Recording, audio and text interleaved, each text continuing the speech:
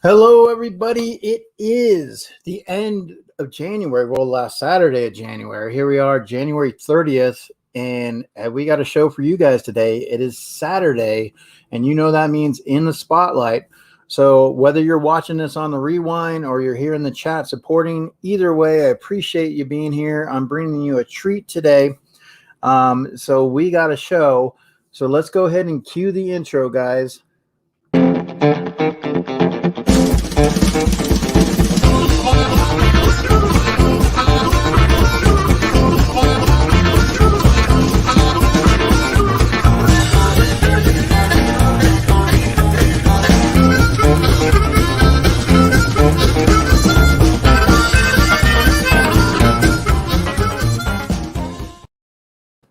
All right, thank you. Welcome back. I just want to say hi to everybody in the chat. Christina Payne, how are you? Sassy Cajun, Tats, King Bob's. How's it going, guys? Just want to let you guys know, like I said, I appreciate you guys being here today. And like I said, you're watching on the rewind. Thank you so much. We definitely have a show for you guys. I'm excited to be able to bring you a different type of episode for In the Spotlight. You get a chance to be mesmerized tonight by the enticing sounds of Doc Brass. Who's Doc Brass, you say? Doc Brass is an instrumental performance artist and an expert finger drummer. So grab a cold one, put this on the TV, because a lot of sounds for your therapy are coming your way tonight. So ladies and gentlemen, I am about to give you Doc Brass.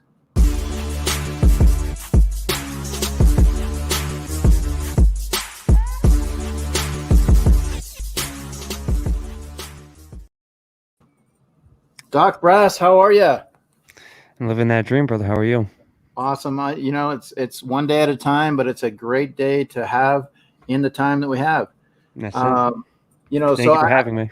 It's a pleasure. I appreciate you being on. Like I said, I saw you on Cody's stream, Popular Opinion with Wheel of Misfortune, and you were doing some great things. So I wanted to have the opportunity to bring you on my show and do a little talk and a little bit of performance. And just kind of going from there. So how's your New Year been treating you? New Year's been good, complex, but good. We're making our way out. Since, I live in America, we're obviously having our own little challenges that we're overcoming, but we do it with positivity and, really just trying to focus on being a representative role model of togetherness, and really just being there. But in terms of the 30 days in, I lots of moves have been made, and I would say that 2021 is going to be a positive year for Doc. Nice. Well, I'm glad to hear that, and I'm glad that in this year I get an opportunity to bring you in on my stream and get a chance to get to know you a little bit, and have the viewers get a chance to know you. And you're going to do some performance for us today, which is awesome. So we're looking forward to that. So you're a hip hop enthusiast. You have tracks that make you stop in your tracks. You pretty much transfix and memorize. You're very compelling when I last, saw you. So in early history, there was pitch and tone, then cognitive sciences, perception, and eliciting of emotional responses. Music and humans go well together. But for you, Doc Brass, how did you discover music? Take us into the world of Doc Brass, because for those that are knowing you for the first time, we had Spider-Man, Batman, The Flash, Wolverine, and even the Turtles that wore the masks. And just to basically name some, the greats who performed with the mask, you know what I'm saying? Mm-hmm. So hold on. Sorry, Doc. No, you're good, man. Do your thing.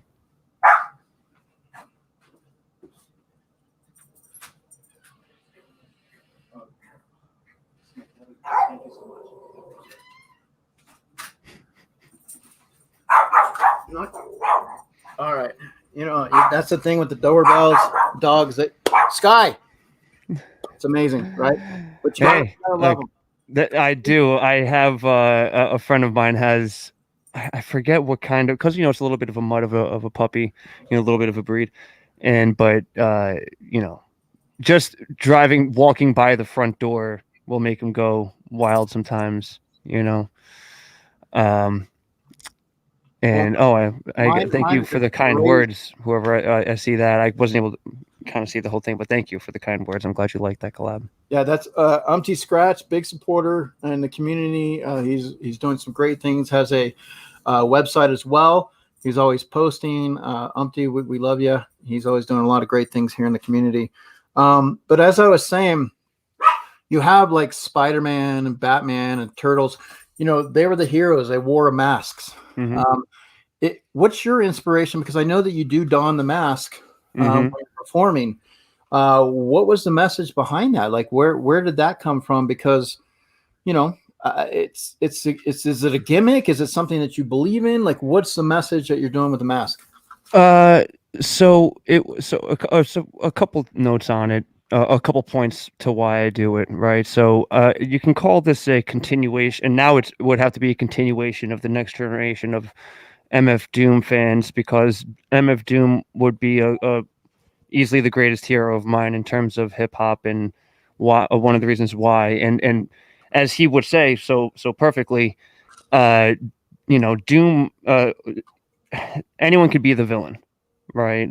Uh, Wearing a mask comes out of rebelling against the system where the market is just after what you look like, and the package, and it's not about what you sound like, and it's not about the talent, and it's not about the skills.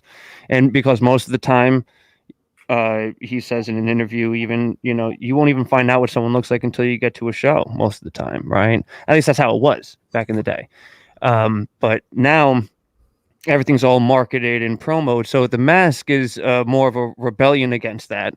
And in its own sense, I guess, because the mask is designed in custom, it has its own kind of, I guess you can call it a gimmick, right? It's got its own illusion, kind of allusion to it. And I get called both an alien, a robot, Rocket Man. Whatever influences the person from behind the mask, I think, is what works, and that's kind of what takes the approach. So Doom is a big part of that. He really helped save my life in a lot of ways. Again, rip Doom. I just yeah. But that was obviously for the hip hop side. Music for me started much earlier, from when I was a kid, and that was in like video games primarily.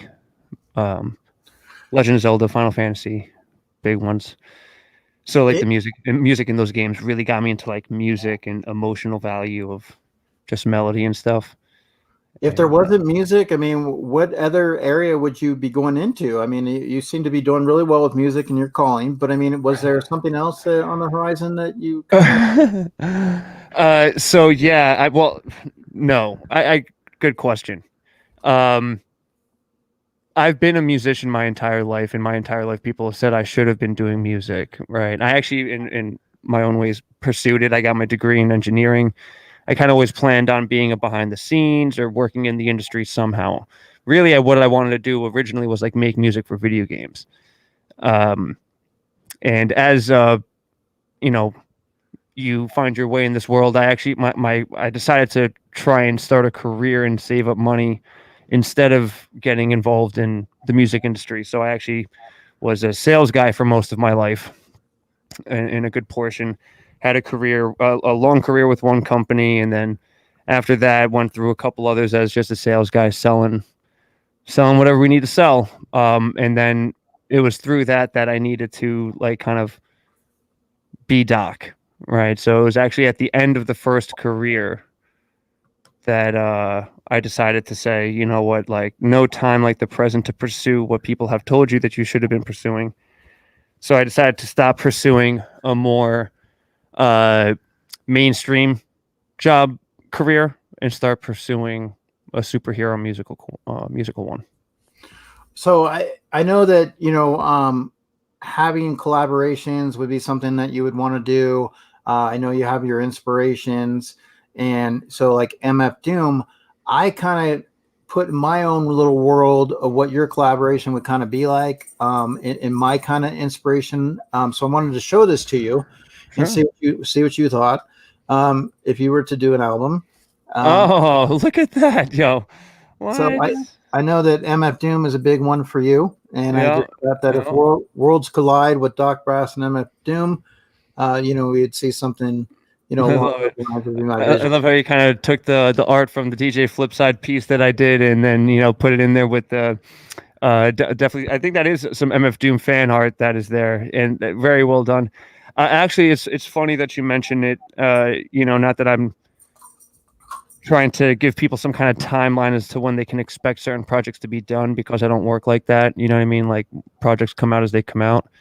Um, but what I will say is, after Doom's passing, I was reached out to by a lot of people, because anyone who's been following me for any number of years knows what kind of influence he is on me. I mean, like, I got the mask right there behind me on my desk, and then the Mad Villain comic. Actually, the entire wall is in alphabetical order except for Mad Villainy, because the Doom needed to be right behind the desk, right? So, like, everyone knew I was such a big Doom fan.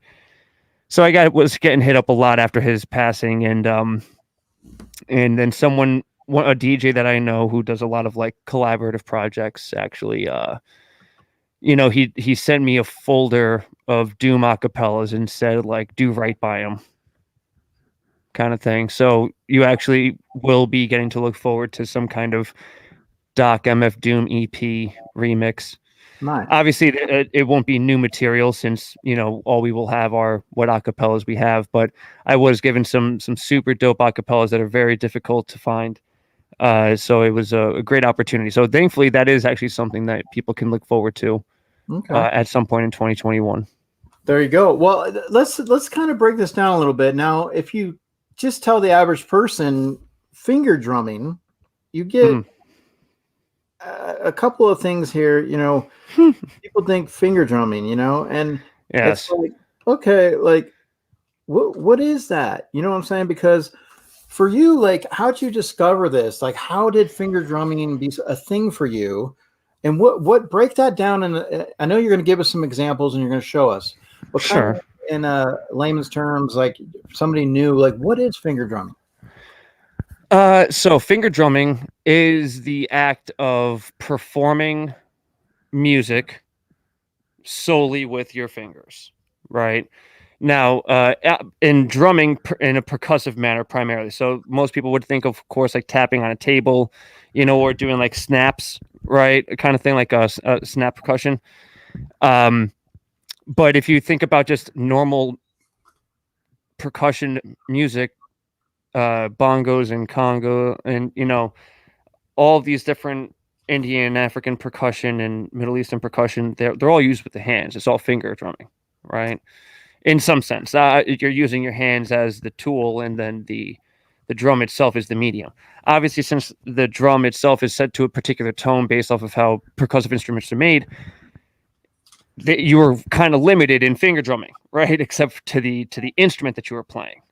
But ever since the invention of a drum machine that could handle, more than 40 seconds worth of sample time, um, finger drumming now has been able to evolve with the technology, and now you can actually perform with your fingers on a whole nother level. And commonly, what is now considered finger drumming is performing the drums like a drum set alongside music that either you produce, or maybe you're working with a band and you're just a drummer. I know finger drummers, for example, who just play drums on pads. They don't do like kind of what I'll be doing tonight, which will be playing samples and melodies and with no loops and stuff like that, right? Hmm. But they're kind of like a studio drummer. Um, but the whole concept is to be playing the drums with your fingers on a drum machine of some kind. You could use a keyboard, and that's how one of the ways that I started back in the day was on a keyboard. Uh, Before the technology was really out there, we in a recording environment, you would have a MIDI keyboard that would use like a 0 through 127 MIDI number, and most of your drum programs would have the same layout. You'd have your kick and your snare, and then your hats, and then it would start to go into percussion and stuff like that. And so when I would record drums back in the day, I would really just be playing drums on the keyboard, right? And so that was kind of like the first semblances of finger drumming that I ever did, was just laying out drum tracks on on top of the keyboard. When the drum machine came out and I saw a couple people using the drum machine for their style of music, I was like, man, you know what, this will be great to push some levels and really express myself. So expressing yourself, I mean, let's tell the people, what is your cultural background that makes you and your music stand out?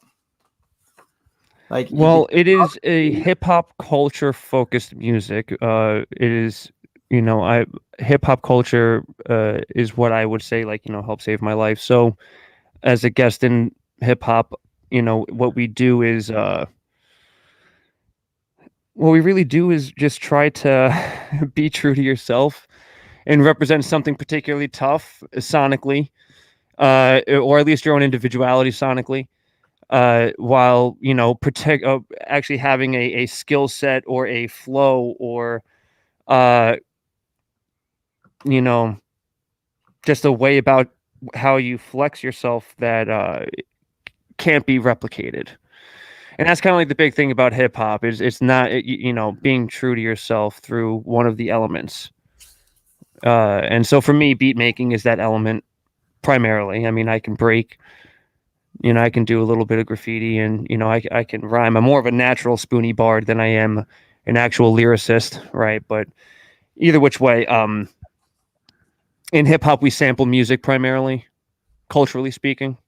Now through technology, it's people have opened up to more original production in hip hop music, but there's an art and a true way to sample and chop and get down with it. So in an effort to uh, bring an organic level of expression to hip hop music, in the way that DJs would in the old days, I kind of think of it as like a modern DJ, except with your own production. I'm playing beats that I make, I'm sampling and I'm chopping, and I'm laying them out, but I'm doing it live. I'm not just sequencing. I'm doing it all live. There are no loops. I have to re-trigger samples to keep the melody going, and obviously all the drums patterns are going to be, right there. So when you see, I'll even try and put this down so you can see the top heads.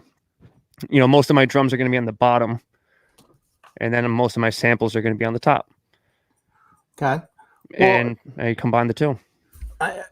I mean, really excited to see this. And like I said, I want to dive a little bit before we get going. We have a few minutes here that I wanted to kind of just break into. Sure. Now, hip hop wisdom is spread throughout the underground level. How has the underground influenced your style today? Well, I like that question. It's an interesting question because, like, the underground is the culture, right? Like, if the mainstream ain't where the culture is, if you want to, like, understand more of what the goals are, I guess, here, right, in hip hop. And so, like, when it comes down to kind of how the underground influences me, I mean, like, it is what the culture is meant to be. So when you go out and you get involved and you're where you'll see harder rappers than people who you'll hear on the radio all the time. You'll hear harder beats and you'll see, people breaking down harder than most of the people that you'll see in the mainstream. And that's in the underground. The problem is that the underground isn't the industry, which is a whole nother ball game. But there's a reason why there's a systemic nature to the culture that is hip hop. And why, if you're in the underground, truly, you'll see kind of where it comes from. Okay. Well, your music, I know that you want to convey a message. What kind of message? Share some insight on your message that you're conveying with your music. I know you're looking at a positive spin. You have that superhero equality. What are we looking at here that you're trying to send out with your message? There's a there's I guess a lot to get into, but to try and keep it simple, the message is that everyone has a flaw, but that is what makes you perfect. Like, you have a specialty, and however you need to get that out to help people is however you need to do it. And, I come from the position where, like, I'm not a super crazy big strong guy, right? So that's not how I can help society, right? But through finding yourself, and in the way that I teach through the programs that I work with and the different organizations that I work with, we teach the youth, how to be a part of hip hop culture and find yourself and like find more comfort and self confidence with who you are and find a way to be your inner superhero. So in following the next generation that is, the masked instrumentalist or the masked performer, what I'm trying to do is set a higher standard of performance as well. Trying Okay. to push the limits. It's the one way that we grow is by people introducing new techniques and new ways of doing it. And then someone says, wow, I never thought of it that way, but now I'm going to take that and do another thing. Right. And we keep growing. And the way that I try and finger drum is a way that I just really have tried to make it something that currently cannot be replicated. Okay. Well, so on that, how would you describe the music you create to those who are hearing you for the first time? I call it swing hop. Swing hop? Swing hop. Hip hop obviously has a lot of subgenres at this time because hip hop is a culture, and then the music is a byproduct of that culture. And then it's where we've gotten now trap as a subgenre of hip hop, and so we're different. There's a lo-fi hip hop, which is generally like a down tempo, lo-fi kind of tonality, right? For me, I sample a lot of swing music and a lot of jazz music, and I play with a lot of swing in my beats. So I call it swing hop because it's not really something that you'll ever hear outside of me playing it. People can imitate it, I guess. You'll see. I've seen them before, Doc Brass type beats, but you can't do the same thing. You know what I mean? Like as you'll see. And I mean that in the most humble way possible, of course. I mean, like, I'm just trying to say I'm trying to flex something heavy. You know what I mean? exactly. Well, Doc Brass, if you were coming into this industry, what has been the best advice that you have been given? That you've taken and gone, or what would you give back to somebody in terms of advice for this industry?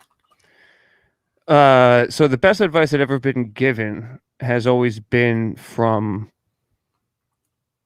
lyrics that I've listened to or from the individuals who I've had an opportunity to meet. But most of the best advice just ends up revolving around don't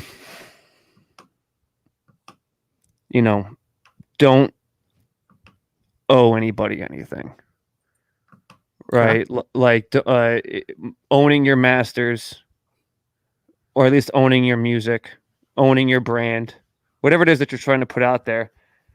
Being in control of it is the biggest thing, right? And so there's a lot of avenues. So I guess maybe the best way that I could say, best advice I've ever heard is an MF Doom quote: "Rack 'em up, just don't quit your old job." Okay, there we go, guys. So we're gonna ask you, what up, Doc? You about ready to get out and do some? Oh yeah. So I'm a suit up, put on my mask. You're gonna hear me play a set for you guys. This is actually my impressions from Japan set. All the samples come from jazz records that I've actually gotten the samples from a homie Brass in their crate collection. You can go find him in my page and info. And yeah, so, but to give you guys an idea real quick, in case you are watching and kind of curious as to how this is going to work, again, I have my, kick, snare, my hats, and my rides. All this stuff is down here on the bottom, and then up on the top is where you'll be hearing the samples, such as... And so, in order to, again, repeat all the music that you're going to be hearing tonight, I have to be re-triggering all of these samples in specific patterns and specific melodies to perform what I try and do which is a complex expression of pushing your own boundaries. And as I continue to push my own. So I hope you guys enjoy. I'm going to put on my mask, turn my mic down, and get nerdy for you guys. So let me, while you're doing that, I'll go ahead and cue up just the little intro, and then we'll go from there. Okay. Sweet. Yeah. What up, Doc? Let's let them know. Let's go. Oh, I cannot believe it. Oh, it's quite true, I assure you.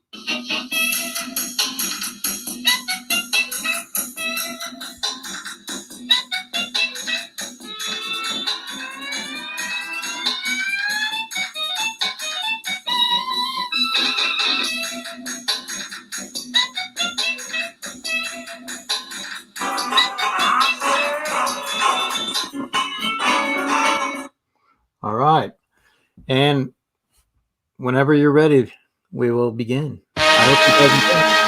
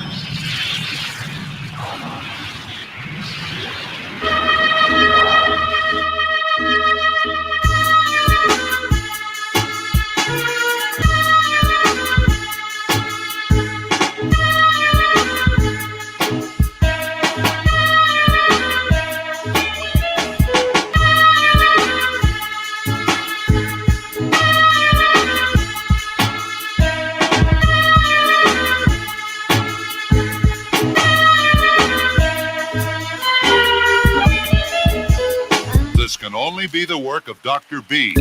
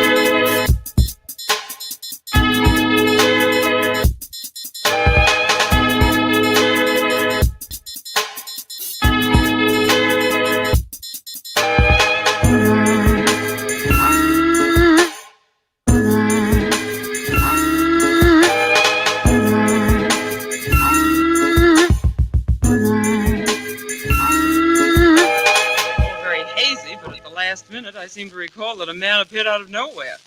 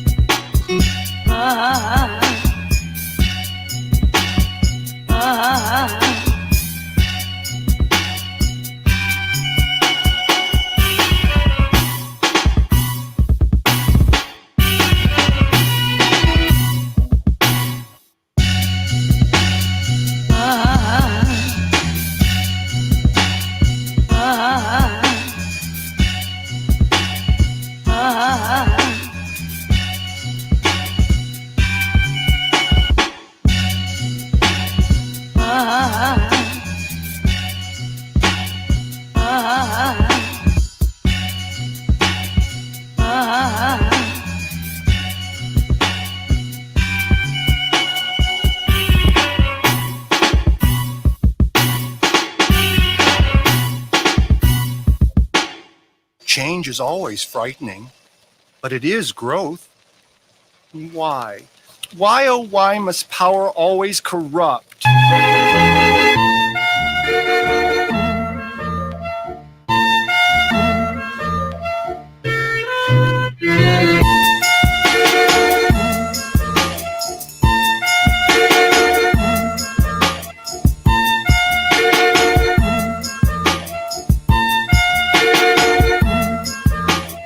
Sometimes the worst of times brings out the best in men.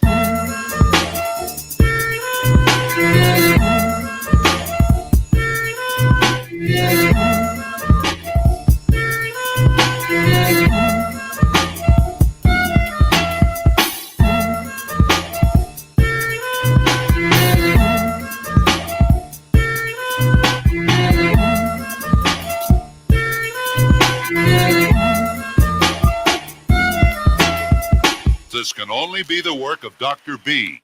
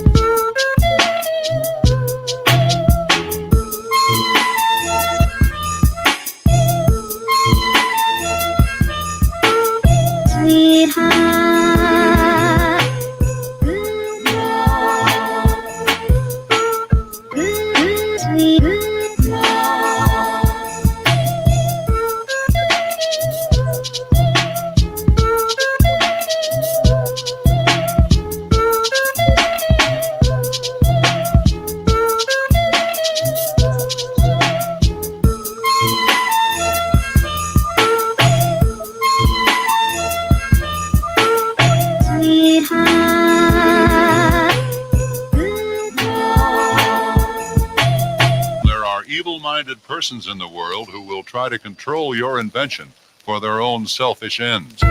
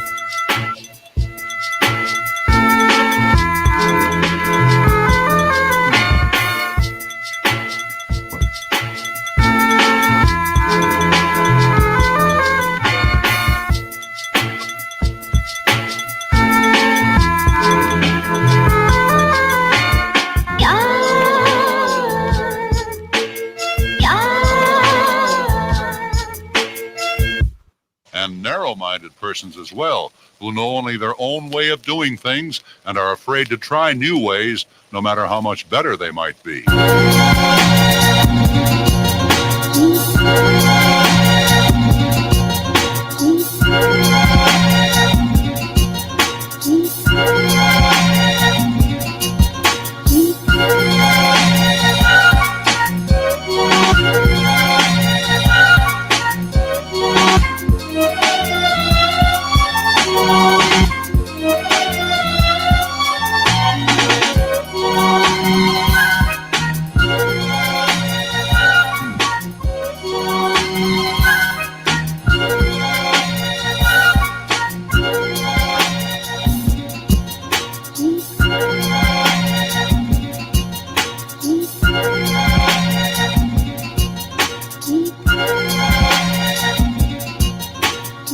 Aha, there it is now.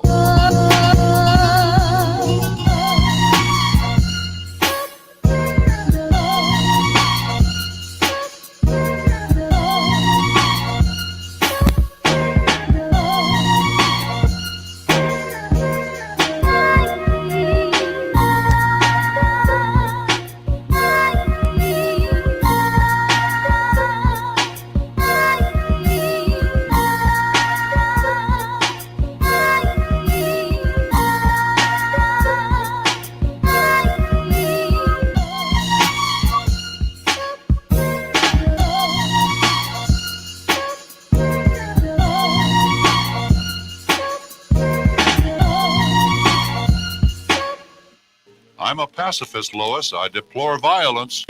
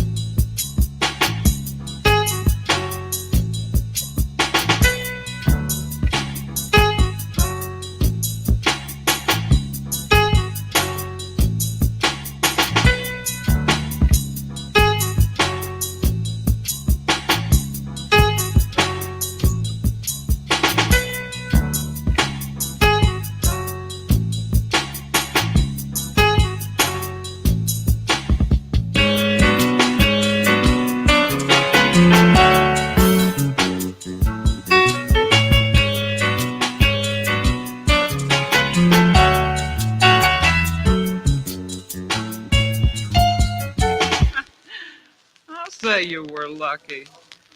Now you're the white-haired boy.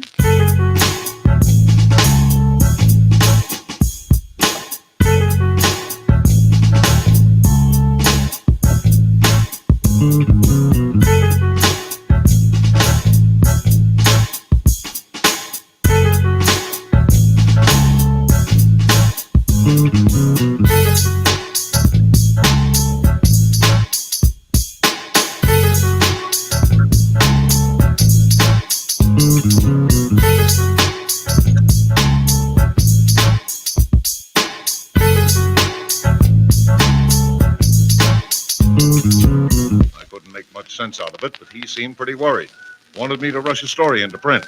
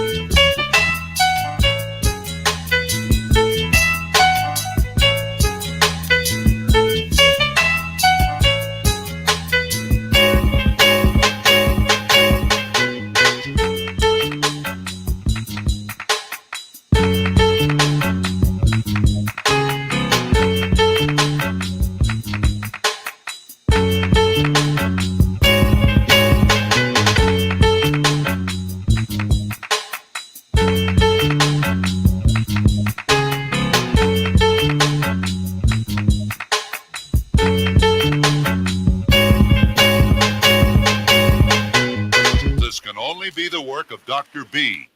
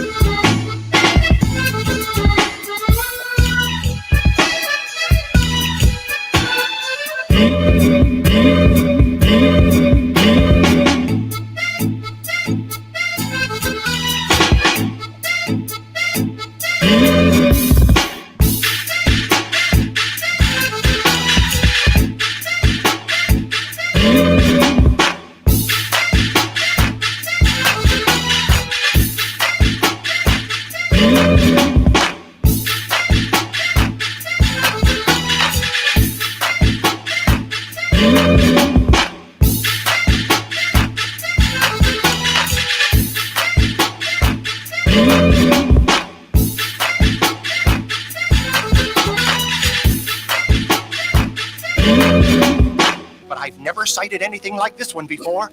Here, here, let me explain this.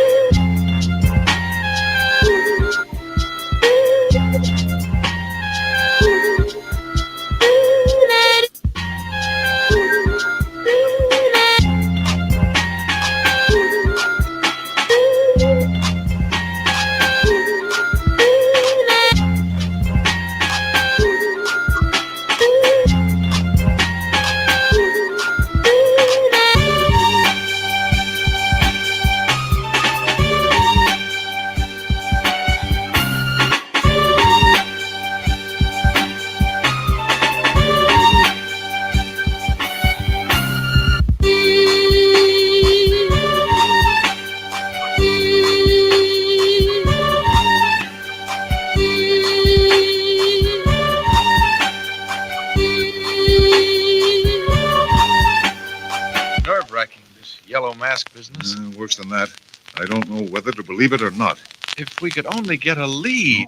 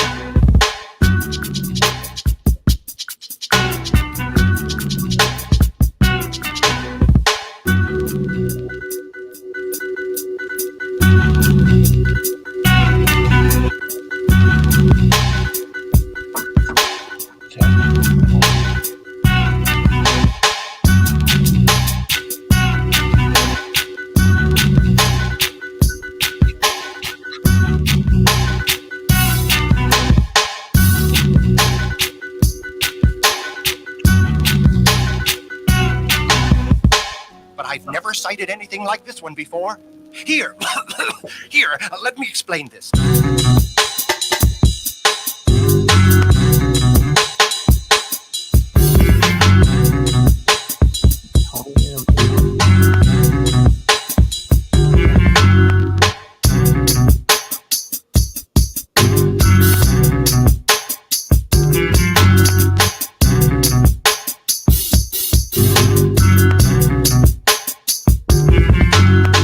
You're half blind. Don't be such an alarmist. I don't see anything there.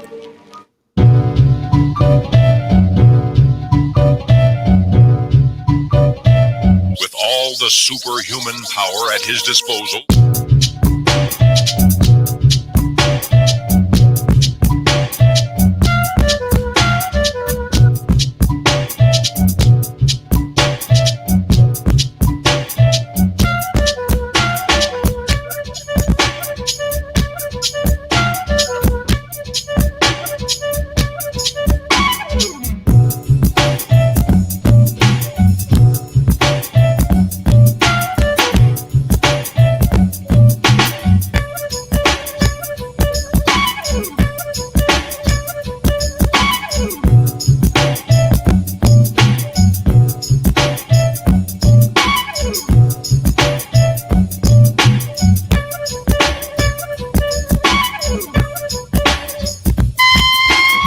What did you say he did?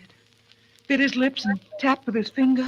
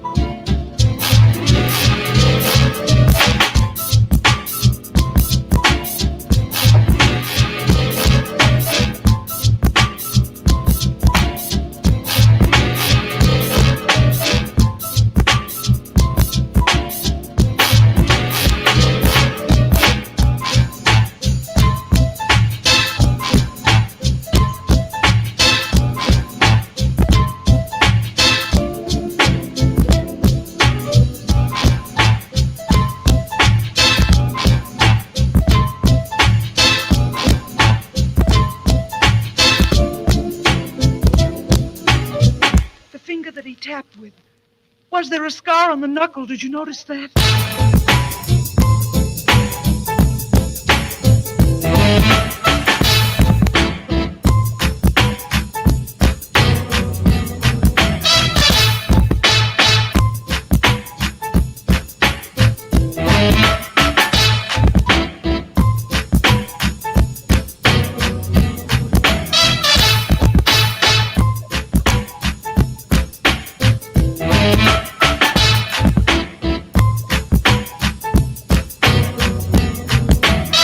This old doctor.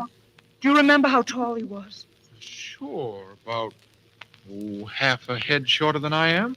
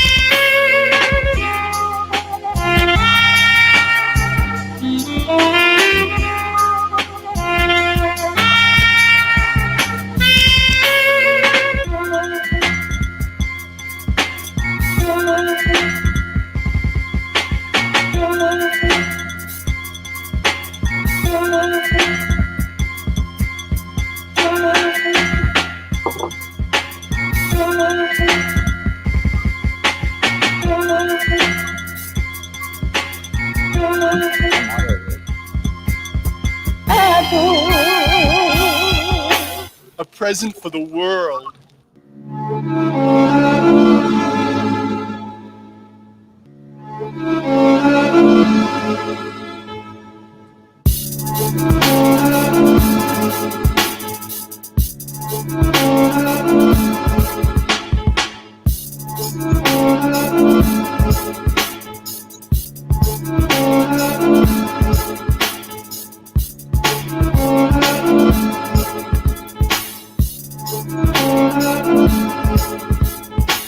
You wouldn't know blood if you saw it. Anytime there's any danger, you're never around.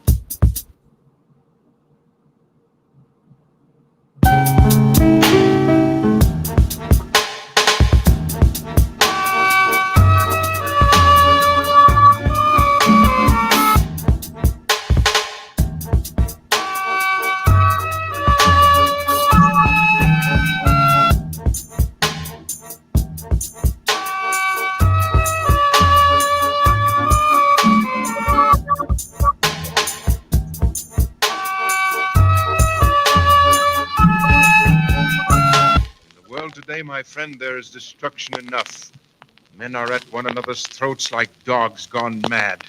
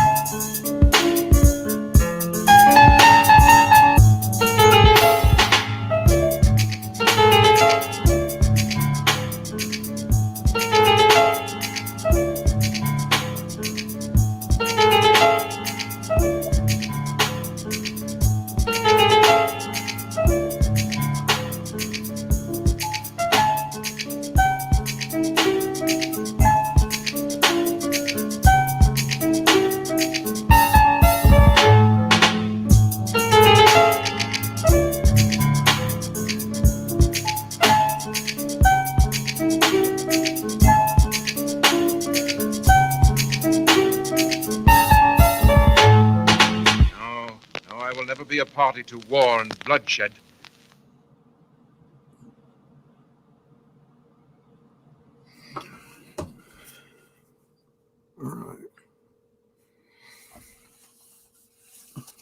Yeah, give me just a second to get my mask so I don't give away my secret identity. That's only half secret.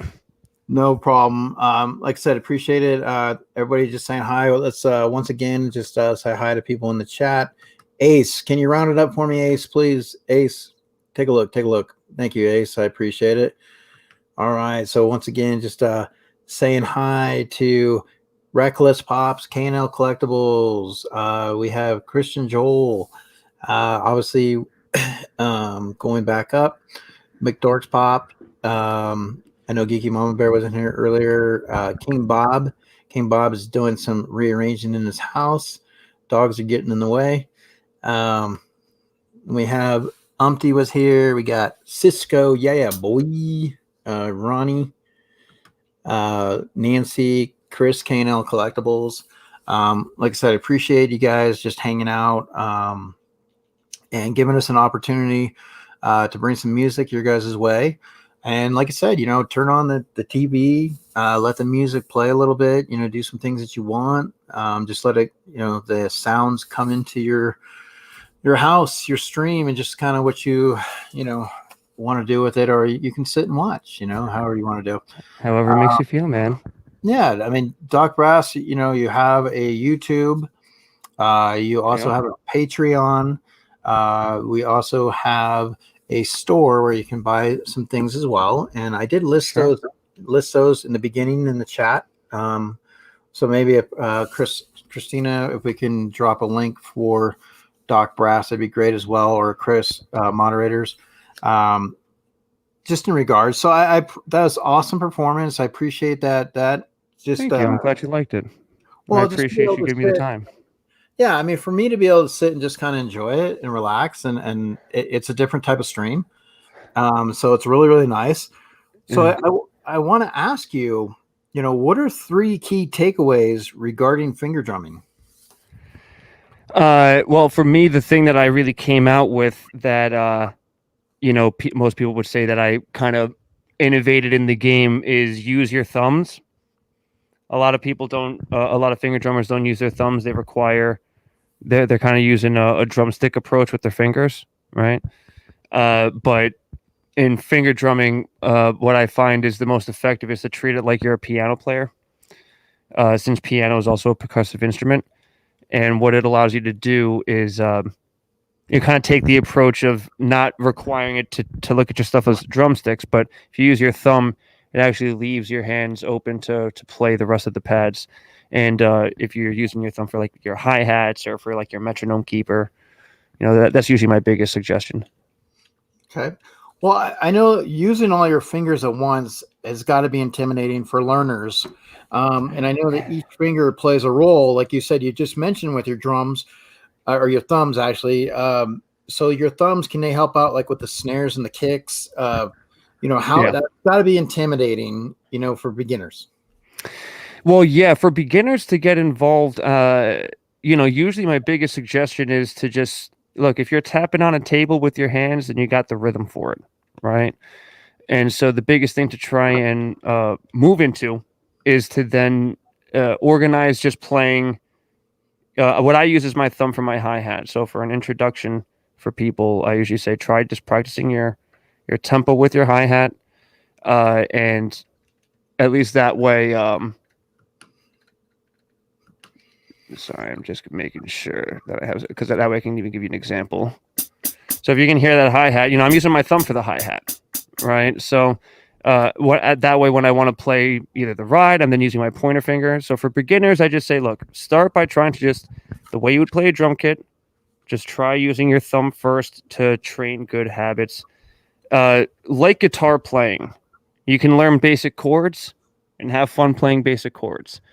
And when you want to learn things like sweeps and, arpeggiation and, proper bends and different kinds of scales that you can use, then that's when there are levels to this kind of thing, right? So to do what I have to do what I'm doing, it requires a certain level of kind of polyrhythm.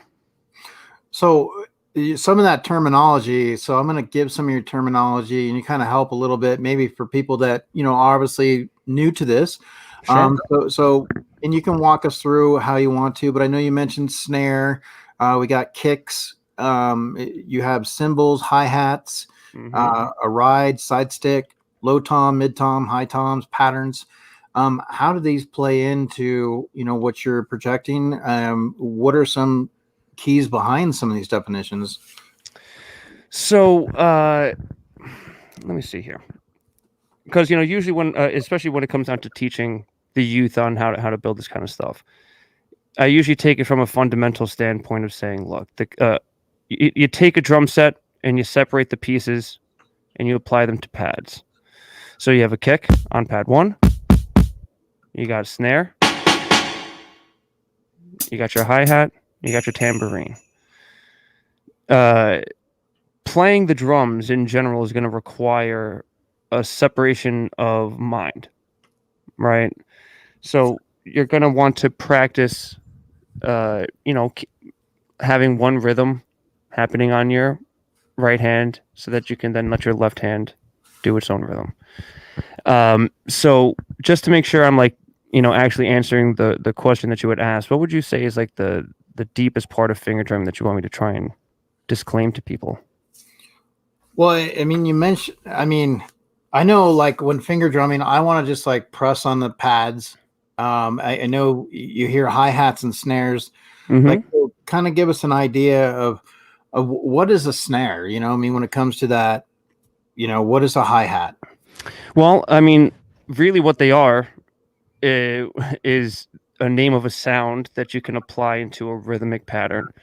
Any drums, any, kind of percussion is going to be an organization of sounds. They don't even have to be melodic, and that's where drums kind of come from. Is drums take non-melodic sounds really and organize them into a pattern that helps create a background track for rhythm. So an example is like, what is a snare? That's like asking, what is life? A snare is just one of many instruments that are involved in putting together an organizational piece. So this is a snare, and a snare is technically a percussive instrument with a skin wrapped around it that has a rattler on the bottom, right? Mm-hmm. That's what a snare is. But what is a snare in hip hop music? It's a noise that we use to help people keep time. Oh, okay. You know what I mean? Like same thing with kick hats. A hi-hat has many different looks and sounds, but it is a symbol of sorts to help you keep time. But they're all just sounds, non-melodic sounds. And then a hi-hat. Now, I mean, somebody says a hi-hat, like, what is that in reference to? Well, technically the hi-hat is in reference to the top of two cymbals, because in a hat you have two. You have a high and a low. Okay. So if you were to look at a drummer's kit, or like a drummer's drum set, their hi-hat is next to their snare, and you'll see it's two cymbals, and then they can like step on it, and it'll like release this like little words escaping me right now, but it pretty much allows it to lift back and forth, right? So that you can make kind of like a clangy sound. So this is actually what a hat sounds like.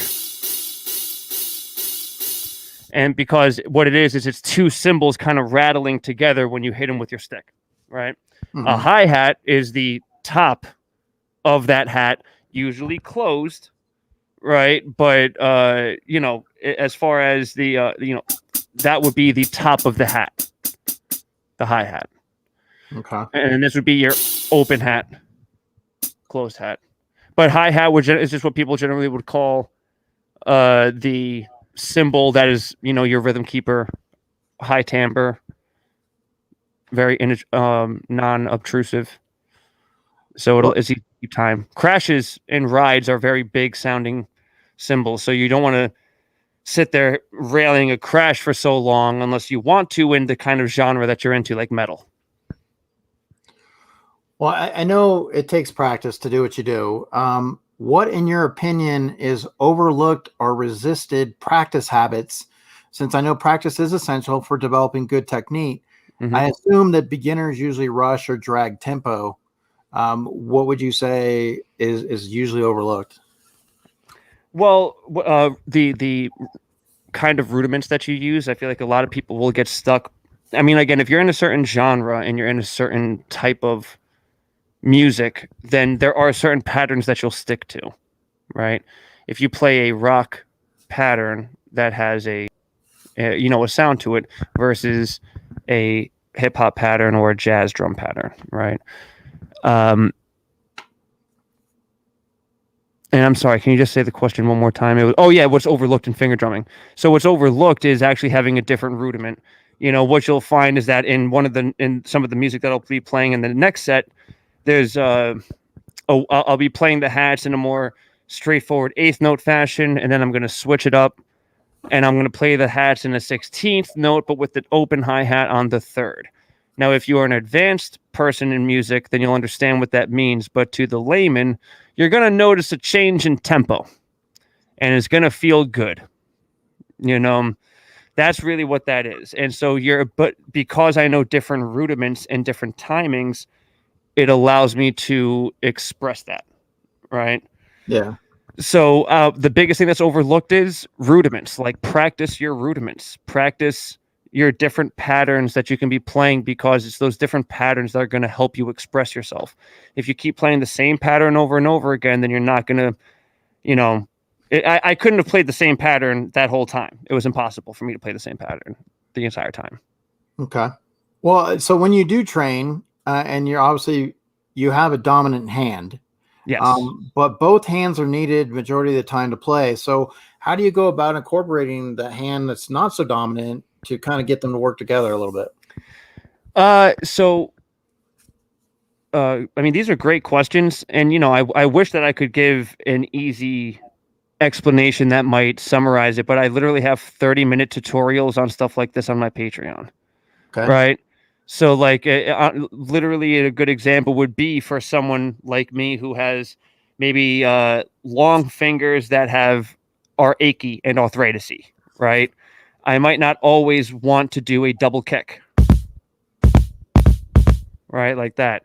What I'll want to do instead is I'll want to do a double kick with one finger on this hand. On my weak hand, I'll do the first kick, and then I'll bring in the second kick over on my right hand. So a good example would be as I put down the microphone.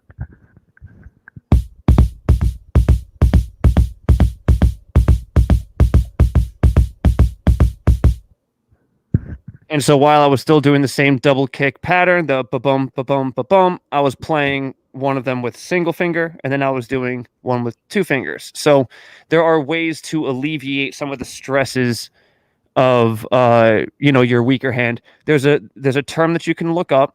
It's called economy of motion, and that is what I use as the descriptor for how you can manage getting around your weak hand, is to use the economy of motion to allow your dominant hand to make up for the loss of your weak hand, or vice versa, have your weak hand even come in at key moments for your dominant hand. Okay. And again, these are things that I have on my Patreon that I go very in depth into for different things, such as the double tap or the swinging hats, things like that. Yeah, guys. So if you do have an interest in learning a little bit more, there is a Patreon. He has a YouTube, also a site to where you can buy some articles, such as what's in your shop that you have. Would you say do you have like some albums? Do you have Clothing? Okay. So I mean, there's some items for you guys to check out. I definitely, like I said, I know I'm a Patreon on your channel. Definitely check that out, guys. It gives you an opportunity a little bit more on his YouTube. Some of the interviews he's had in the past, some of the performances. What method would be best if somebody was learning this? Now, generally, is there is there different types of methods? I mean, because you're not just putting all your hands on there, right?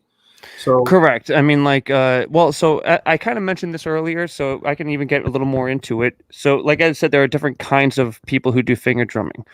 There are people like someone I'll be happy to shout, like David Fingers Haynes. He's a classic finger drummer, been finger drumming for a long time. He finger drums like a kit, like a studio kit. He does not do what I do, where he plays the samples melodically simultaneously with the drums, right? That's not to detract from his skill set. What that means is that there are different styles of finger drumming that allow anybody to express themselves how they want to. If you only want to play drums in a band and you want to play with your fingers instead of doing with everything, you can do that. That's a style of finger drumming. It's called kit style, right? What I would be called hybrid style, which is where you are putting in kits as well as samples, and more specifically, again, not using any loops. Purely sample-based style would be where you have samples that have drums included, and then you're chopping up those samples that have drums in them, and you're kind of doing more of a classic flip. All right. That would be pure sample style, because you're not really finger drumming crazy rudiments or patterns, but you are finger drumming the patterns of your chops. Okay. All right. So there are different styles of finger drum that you can get into. I would probably be called the hybrid, where it's but again, that would be the hybrid, samples and kit at the same time. Perfect. So I know you put on the mask when you perform, and now I see some comic books behind you on the side, on the walls and stuff. Do you have some inspiration? Is there a comic book that a character that inspires you a little bit? I would probably say Aquaman. Is like, I kind of call myself like the Aquaman of hip hop.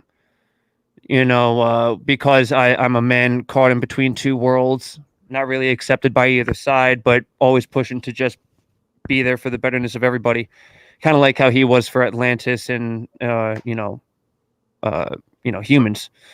But I love comic books in general. I just love the superhero aspect and the mythology that comes behind it. They're all human created stories, so the same stories of morality and ethics and overcoming adversity and responsibility. All these lessons that we like to teach, they're all covered in comic books because they're made by the same humans that teach these lessons, right? So Some of my favorite comic books would be like Transmetropolitan, Planetary, East of West.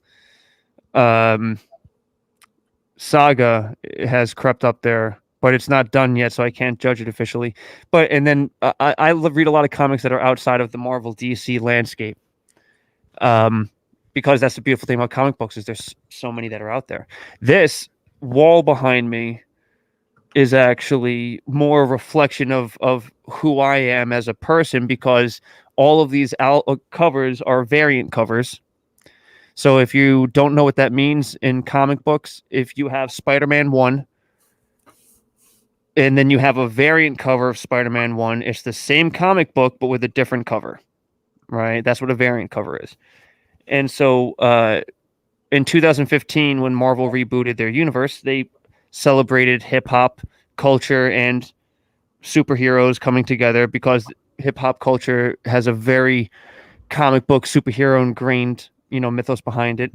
And so each new number one that they put out, they made a cover that looks like hip hop, which is why every single one actually looks like a hip hop cover. Like if you put them right next to the album, it looks like exactly the same, just with the heroes.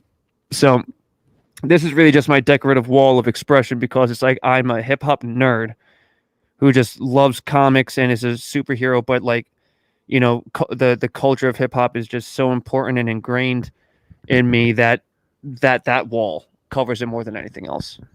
Okay. Well, I mean, like I said, I really appreciate you bringing this music set in, and I would love. We do have more to come, right? We do have another set. Yeah. Here, and I wanted to be able to. So, anything that you want to throw out there, like why? I mean, there's a lot of music channels, I mean, and hip hop is amazing. There's a lot behind it, a lot of story, like you said, you can get into. Is there other inspirations for you now in your music? There's other sounds.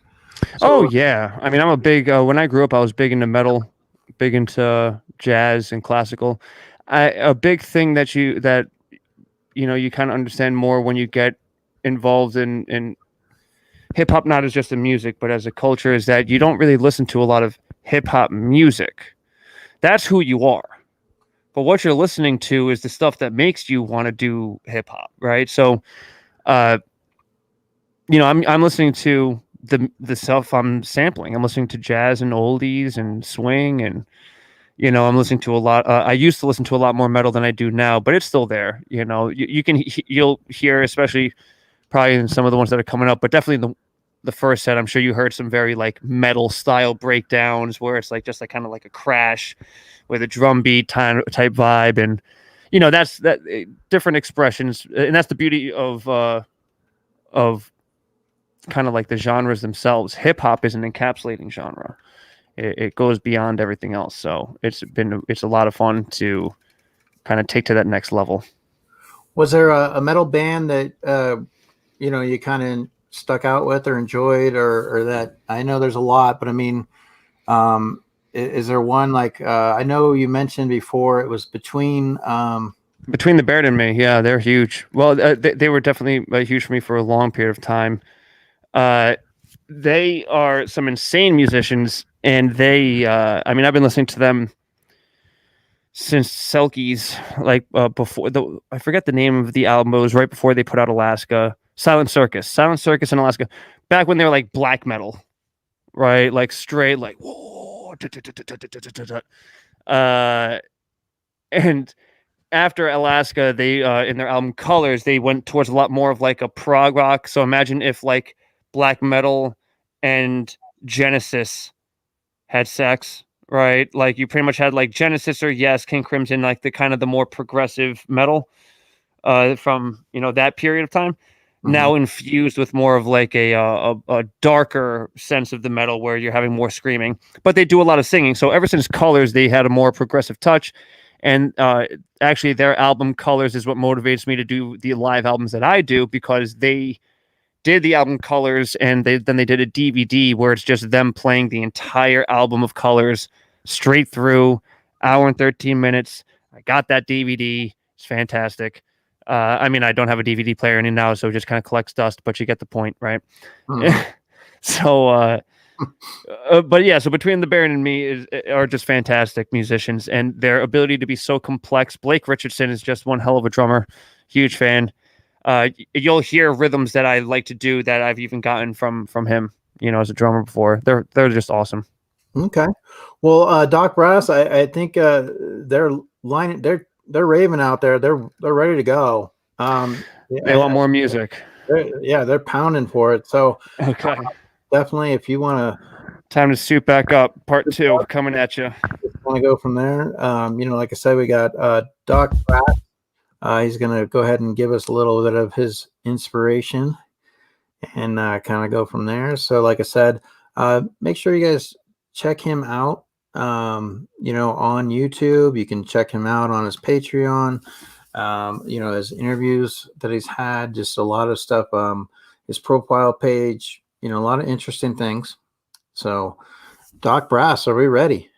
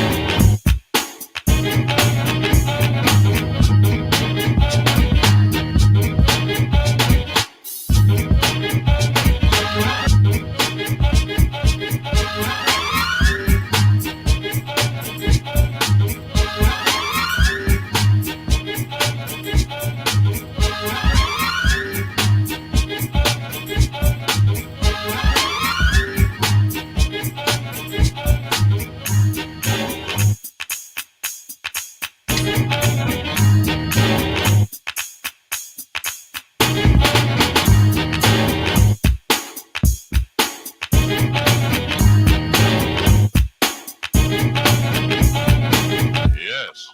Aha.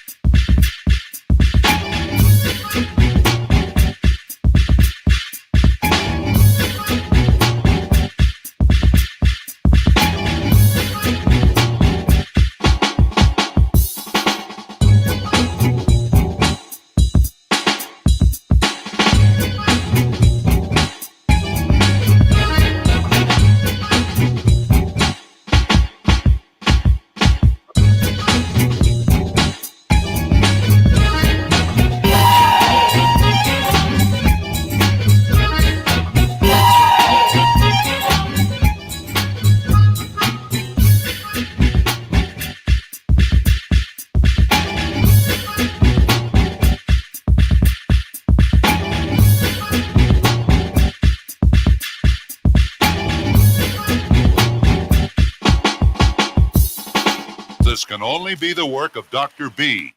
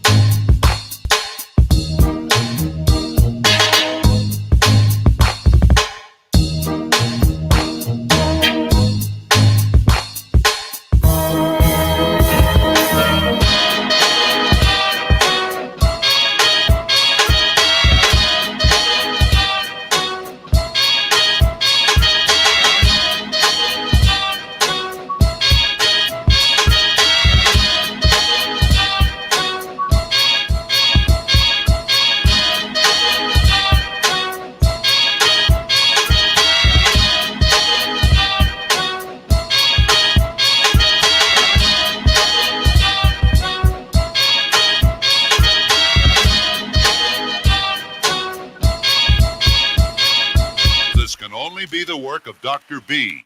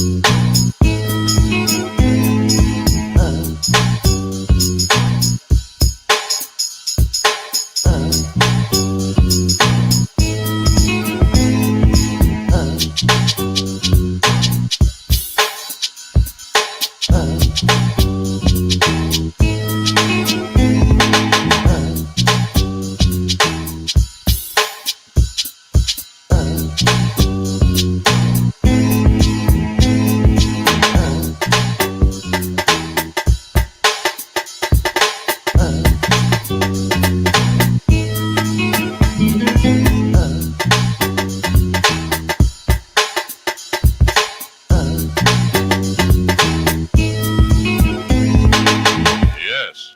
Aha. There it is.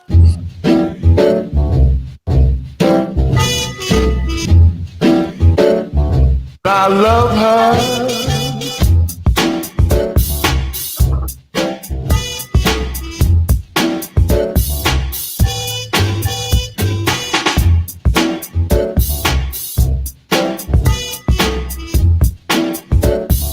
I love her.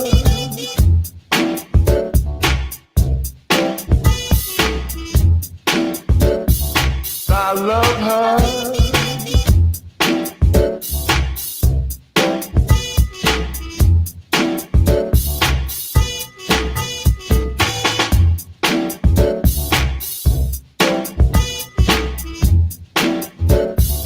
I love her.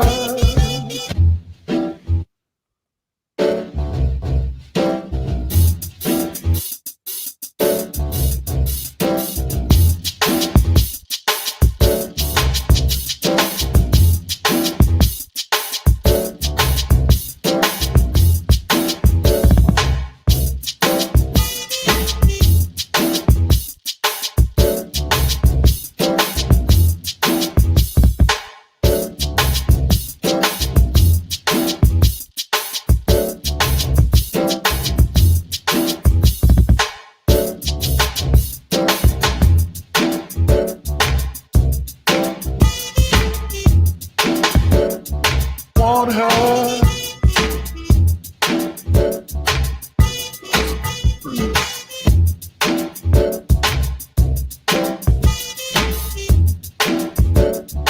Want her. This can only be the work of Dr. B.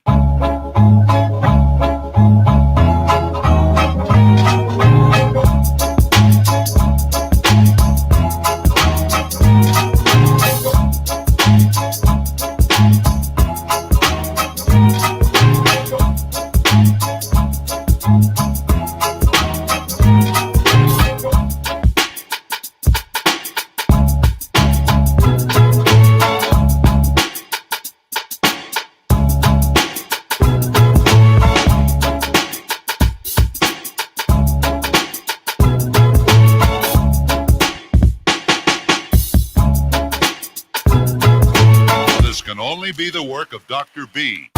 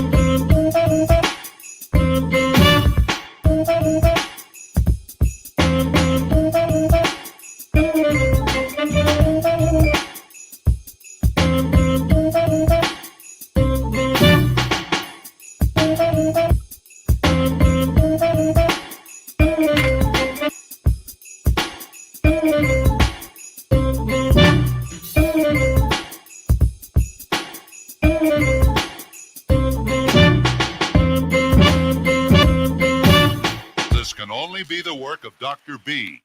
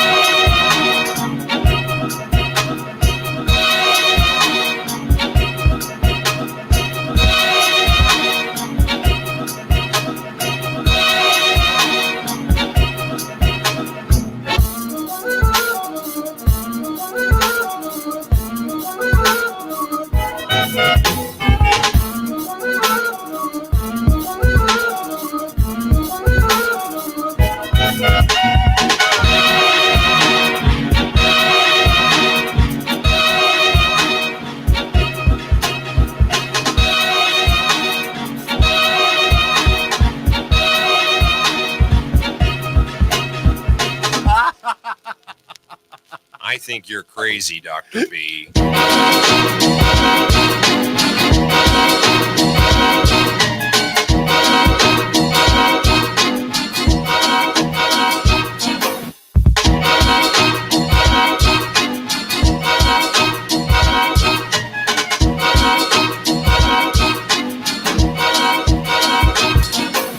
The fuses within the giant machine are blown with such force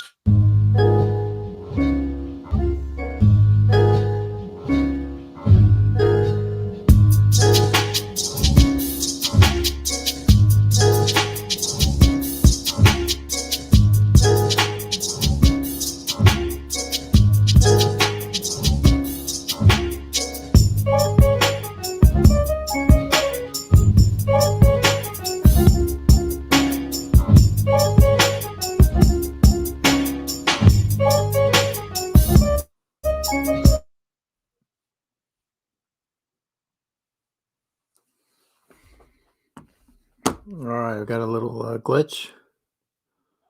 Let's see here. Got a little freeze in regards. So, are you guys able to hear me? I want to make sure it's on not me and on my end. Are you guys able to hear me at all?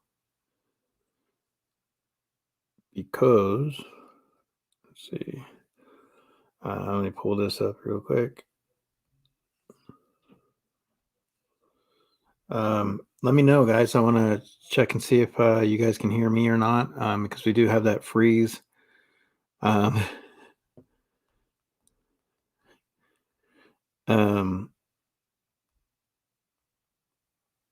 Is it coming from me. So he's out. Okay. So he may have to come see if he can come back in or not. In the meantime, just dropping this link here. Just so you guys know, awesome moderator, Christina Payne. She also has a YouTube. Show her some love. But like I said, guys, I know we're kind of ending with him. He was wrapping some music up.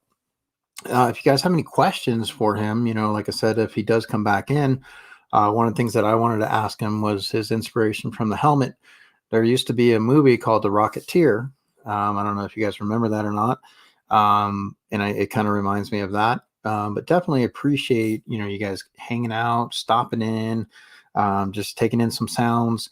Wanted to have a little bit of a different type of stream this week. And then, like I said, next week, hey, Teresa Newell, next week, we're going to be bringing in Ezra from Flipcake. And he's very, very talented, a lot of great designs, a lot of great stuff that Ezra does. So we're going to be showcasing and getting into Ezra, like behind the man, behind the talent.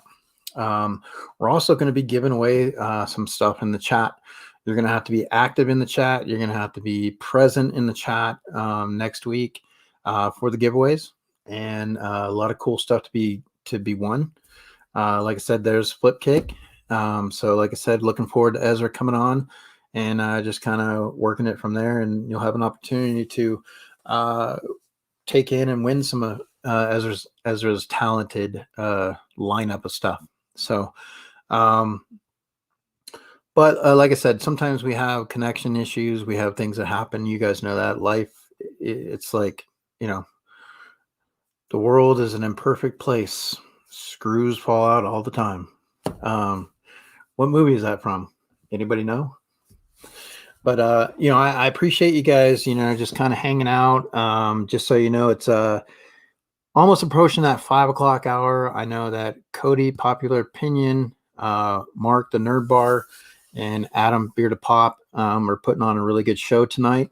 So you definitely want to check them out. I believe it's on Popular Opinions, if I'm not mistaken. His channel. And then also, just so you guys know, on Monday, I will actually be on Cody's Wheel of Misfortune. I'm going to go up against Spidey Pops. So Spider-Man, I'm going to take on Spider-Man, the web slinger himself. So we're going to see who's better, Wolverine or Spider-Man. I don't know. I mean, I got Spider-Man in the back, but Wolverine is definitely my son's name, Logan. So other than that, guys, but we're definitely going to have, we're going to have some games coming up soon. I know Robert and I are doing Scream Stream again. We're going to be doing that. We're trying to do it on Sundays, basically 9 o'clock, 12 o'clock Eastern. If we do it, it'll probably be like just about like an hour. We're not really like trying to have it like an all-nighter like we've done in the past. Sometimes we'll have some night shows, but we're trying to do a different type of thing. And then, like I said, McDorks, they are going to be doing Pop the Top. They're going to be coming with Geeking Out with Melly Mel. So that's going to be a great show on Sunday to check out. And so I just appreciate you guys being here. It's really important. I know on the weekend, sometimes you guys got things to do. You got family, and just taking the time out of your day to take in some music. Mr. Doc Brass himself. Appreciate it, guys. Appreciate the love. You guys, when you guys are out there, be careful. I don't know what the weather's like, but I know we just had a huge amount of snow, and we're supposed to get more snow coming in. So it is what it is. But so we definitely appreciate you guys. And like I said, Marvel's Collectibles, Sleeping Collectibles, they have some great channels as well. Obviously in this community, it's great to branch out. I know Geeky Mama Bear and I were in Sleeping Collectibles stream, got a chance to meet some new people. So it's always good to introduce your channels to them and their channels to you, and you get to kind of see the difference that people are doing, because we all collect. We all have something to collect. We all are looking for something that we enjoy, whether it's Stitch or Godzilla or Hot Toys or Legos. I mean, there's always something, right? But the best thing is that we all collect is friendship. And we all are able to do that through the power of YouTube and getting to know each other and seeing where everybody lives. That's why we do the show. What did Dad buy today? Hi, friend. How are you? That's why we do the show, to bring people on so you get to know a little bit more about them. You get a little bit of background. You get a little bit of insight to what drives them for their collecting, just who they are as a performer, an entertainer. So just kind of going through some things for next month. We have Ezra will be kicking off next weekend for the month of February. And we're still kind of working on a few things for the following week. We have, something in the works. We'll see if that happens. And then on the third weekend of the month, we're going to be bringing in Art the Clown, the Terrifier. So the actor who plays in the movie The Terrifier, he'll be coming on. And then at the end of the month, we also have Taco Pops from Australia. So let's go one more time, guys. We're going to welcome in Doc Brass. What's up, buddy? Are you able to hear?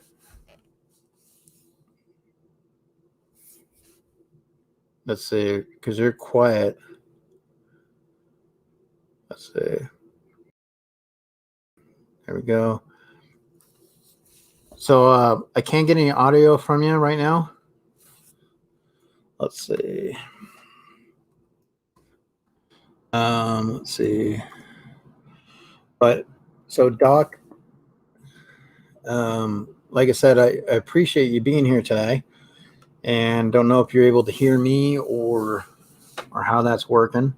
But the chat appreciates you guys as well. Awesome music. Awesome performance, Doc. And see if we can get him to come back in on the verbal side of things.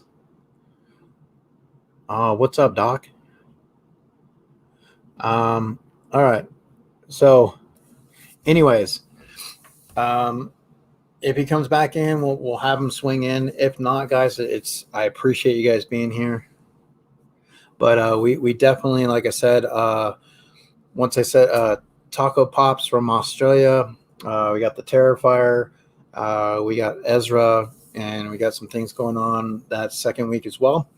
So this is a show that I'm basically going to have in the spotlight on Saturdays. Hopefully we'll get you guys on this show. I know there's some people that I have an interest in bringing on that want to come on. They have some great backgrounds.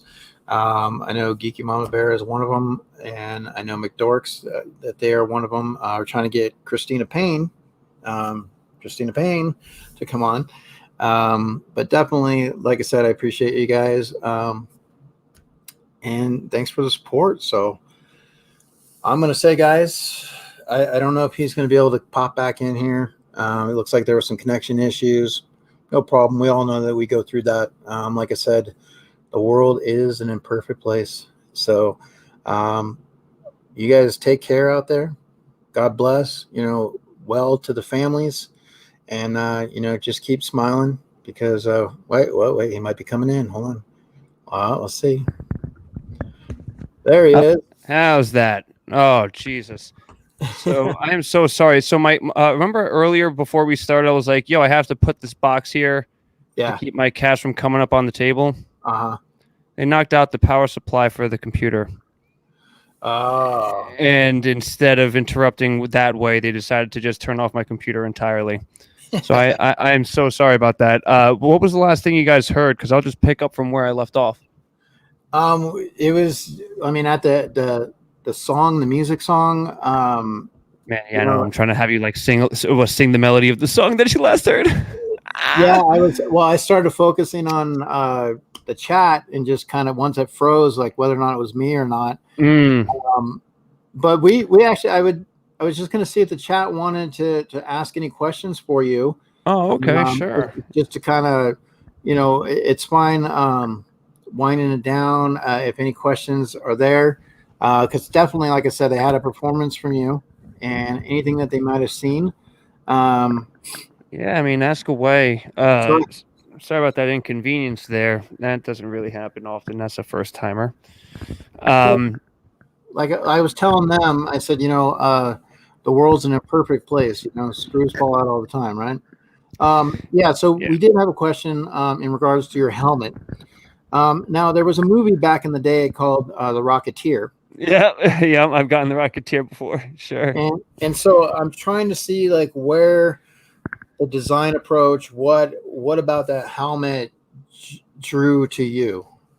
So the original design comes from one of my best friends back when we were in high school. He drew this robot character, and I always loved it. And it was, similar to this, right? Except that the horns were a little bit different. They weren't quite so horny on the helmet, as you see. They're more like stalks or like antlers.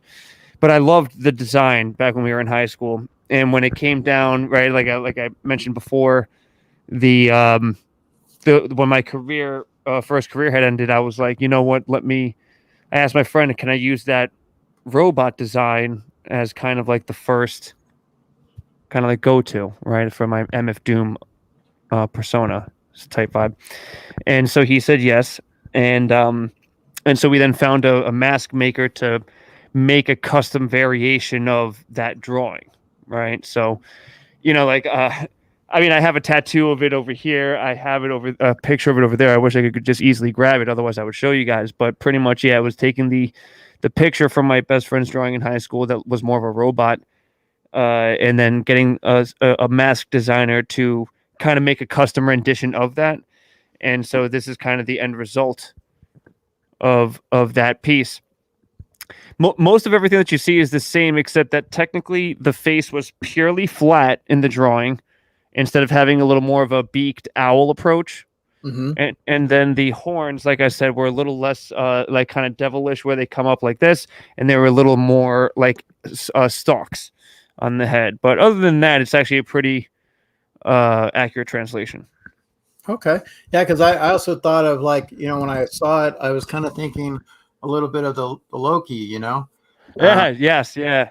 I mean, I love the concepts of antlers and horns. I mean, like obviously they're not always a bad thing. I mean, like people are afraid of the horns because of, I guess certain religious aspects, but deer have horns. You don't see people running in fear of deer, right? You got the great horned owl, which actually I think is reminiscent of the mask. Yeah.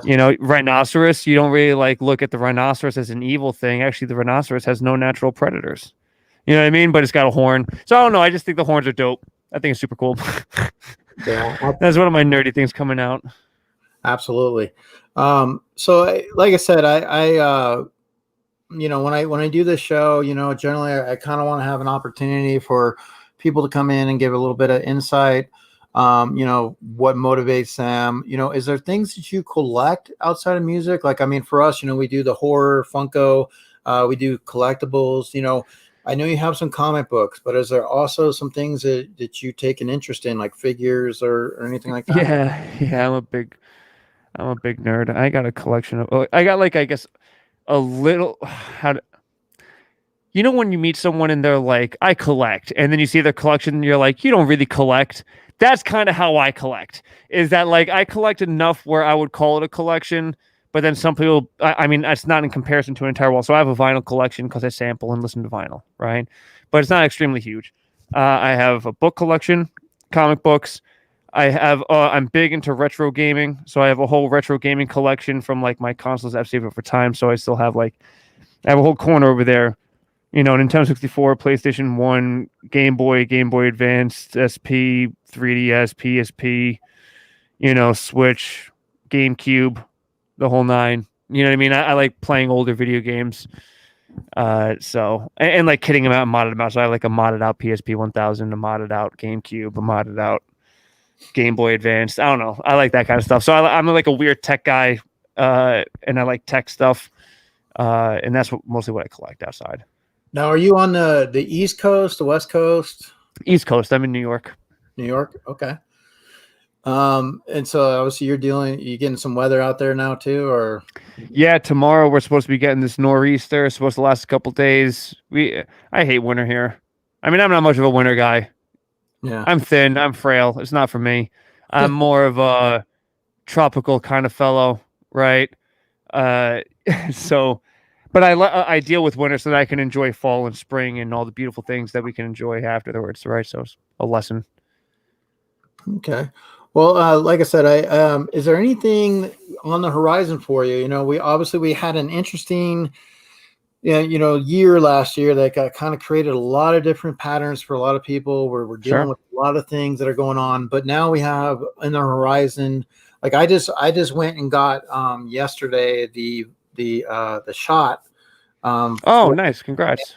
But my arm is killing me. Like literally, I feel like somebody's been punching me like all day long, like just boom, boom. Like it's that little kid's just sitting there, boom, Sure. boom, and you can't do anything about it. And Yeah. but so now we have a new spin on a new year. What's ahead for you? I got a couple music projects I'm trying to put out, probably mostly on Patreon. I might put one of them out through like the normal digital distribution of like iTunes on Spotify, but most of the stuff, like the first set that you heard was all from, it's a live album that you can find on, Patreon. So most of my music that I put out is through there, for like actual supporters of my music. And then, so I got a couple of music projects, I would say probably about 3 that I'm working on right now, hoping that they all come out in 2020. That includes the Doom project. And then really the big thing I'm working on is finishing up a program for kind of like the next educational thing I'm working on. It's essentially a couple week long program to teach kids the kind of an introduction to coding and technology because of how important it is. So, it's a program set up to teach the youth kind of how you can look into hip hop and hip hop culture and now use these, new ways of technology, and because it's going to be huge. So a lot of big issues with, overcoming adversity is not having a skill set or a trade skill of any kind. Well, with how important technology is, I think that teaching kids fundamentals of coding would be very big in terms of giving them a leg up for when the time comes to get a job, they can get a better placement in the workplace. So that's really the big thing that I'm working on right now, is finishing up the program, combining hip hop culture, nerdery, and technology. Okay. Well, for the next 5 minutes or so, do you mind taking us out with the great sounds of Doc Rock? Yeah, sure. And just as to let it off, this is actually the big thing that I've worked on, which is a touchscreen computer. It's a Raspberry Pi kit, right? That actually also has a sound card in it. So this actually has enough juice in it and power in it to be able to. It's got 4 USB ports, the 2 HDMI outs, but it's got an ADAC in there, which is an analog to digital, digital to analog converter. So essentially an interface, right? So I can come out of my little KO that I have there where I make beats on directly into here, record down my music projects, and then share them with the world. I can code in this. This is why I teach kids to learn coding on. And this thing is not very expensive. So this is one of the things that the Patreon supporters help me do, which is like, actually teach tech programs on how to build, single board computer chips and what their needs and stuff like that. So if you guys are interested in stuff like that, you can go to Patreon. That's called the Brassberry. You can look forward to that. And yeah, I got a few other that I obviously was getting ready to jam until my cats unplugged my computer. So I will take you out with a few jams. Yeah, let's get that energy rocking, guys. All right. So once again, thank you so much, guys, for being here. We got the sound of Doc Rock.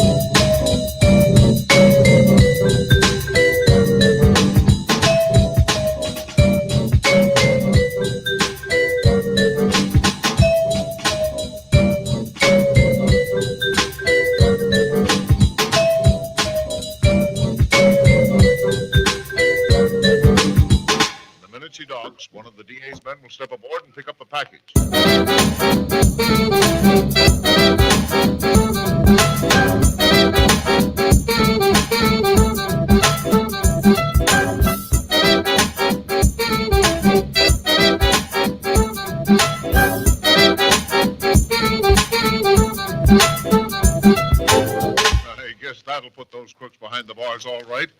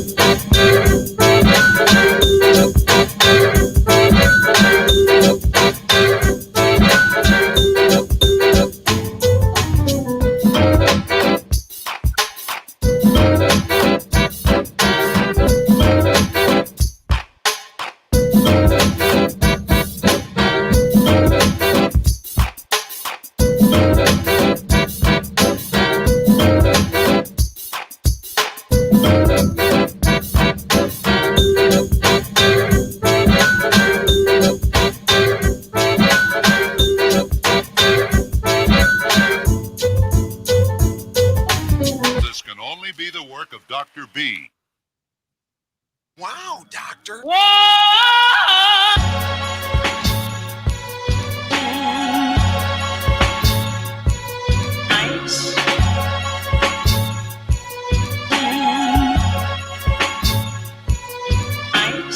The doctor just stood there biting his lips and tapping his index finger on the desk as though.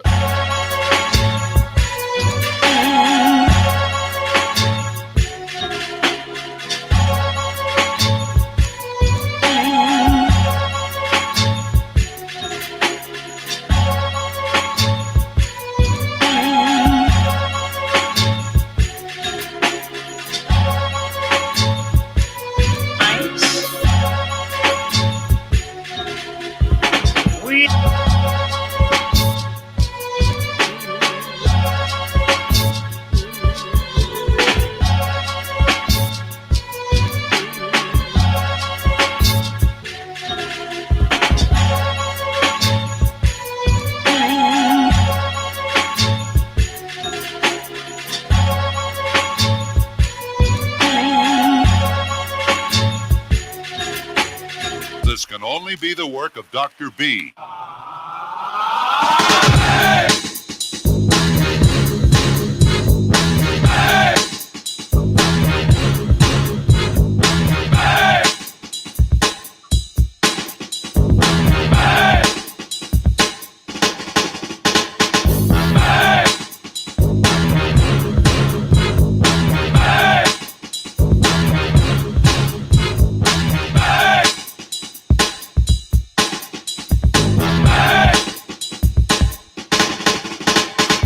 Yes.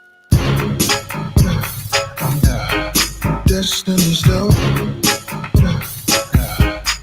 Destiny's love. Destiny's love.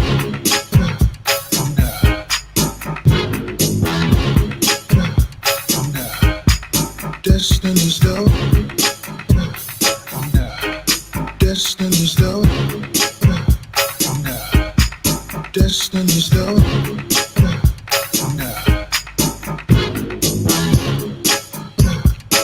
I'm tipsy. I'm tipsy. I'm tipsy. I'm tipsy. Destiny's love.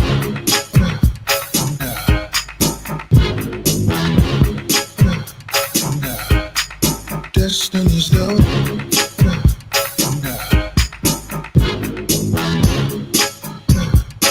I'm tipsy. I'm tipsy. I'm tipsy. I'm tipsy.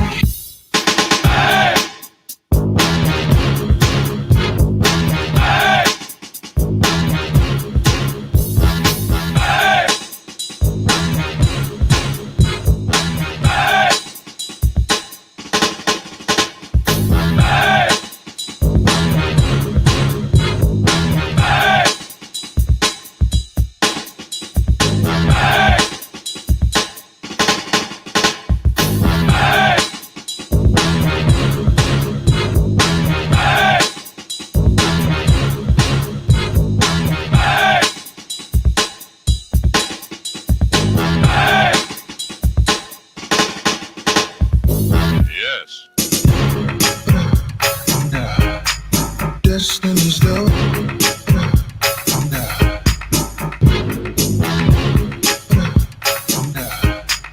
Destiny's love.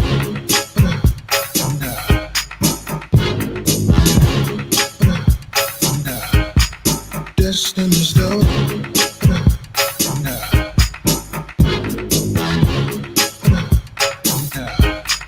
Destiny's love. This can only be the work of Dr. B.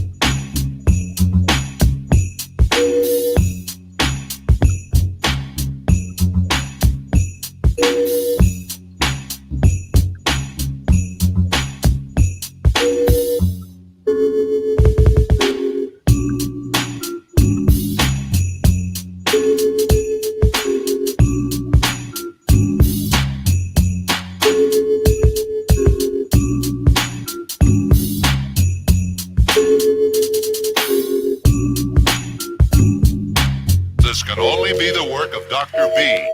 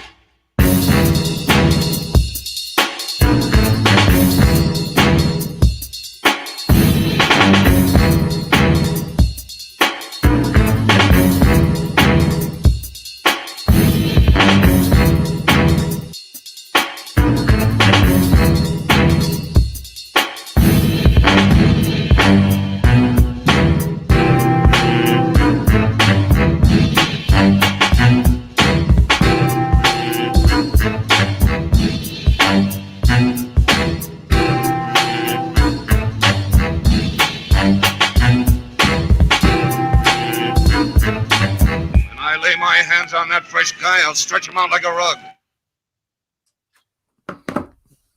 All right. Thank you. That's awesome. Thank you so much for that. I appreciate it. No, thanks for having me, man. For real, appreciate it. Great to get to know you more, and just thank you for the opportunity to come jam for you guys. I hope everyone had a great time. Yeah, like I said, if you guys are watching on the rewind, sit back, relax, just take in the sounds of Doc Brass. Like I said, check him out on YouTube. He's got a Patreon. He's got a store, so you can go and buy some shirts. You can buy what other stuff do you have in that store? Are you gonna? It's really shirts and hoodies right now. I had the hat is one of a kind. That way, you're talking to the real and one and only. But as far as there's some merch that I'll bring back. So there's like a coffee mug that I'll bring out every now and then. But it's more like a seasonal type thing, for like 1 year anniversaries. But right now it's just really shirts and clothing. So stay warm. Okay. Well, guys, as we head out, if you have an opportunity to ask him a question, I know do you do anything like say like a Star Wars march or anything? Do you play any like kind of like Marvel type stuff, as well? What do you mean? Well, I mean, like, when you're doing your beats and stuff, can you can you incorporate any of that type of stuff? Well, some of it already is incorporated. Actually, I already have some Marvel and DC and stuff in there. They're from old radio broadcasts, so some of it's already in there. That's actually where the Dr. B comes from. Is from a superhero record. Nice. Okay. From me just digging in like the old '70s stuff from like when they were, doing the stories over the radio. But yeah, so some of them are a little harder to get away with in terms of not getting attacked for rights usage. Most of the stuff I use is not used enough or not heard of enough where it's not really much of an issue. Like no one sent me the samples being like, I know you did this. You know what I mean? And so that's really the only challenge. I'm not going to use any of the Marvel Doom stuff that MF Doom was using out of, respect and just, keeping rights as they are. All right, so I'm not going to do any of that kind of stuff. But yeah, most of what I have is already using like a lot of superhero vinyl. All right. Well, awesome. Like I said, I really appreciate you being here. And that's why I wanted to do that little inspiration for you. Hopefully, I love it. Send that to me so I can, show that off to somebody and be like, that's what we need right now is like a new version of this, because that way, obviously, it's a nice little mashup. I love that mashup. Yeah. And Great I'll definitely send that to you. But thank you for taking the time, being here, just showing off your talent. Very talented.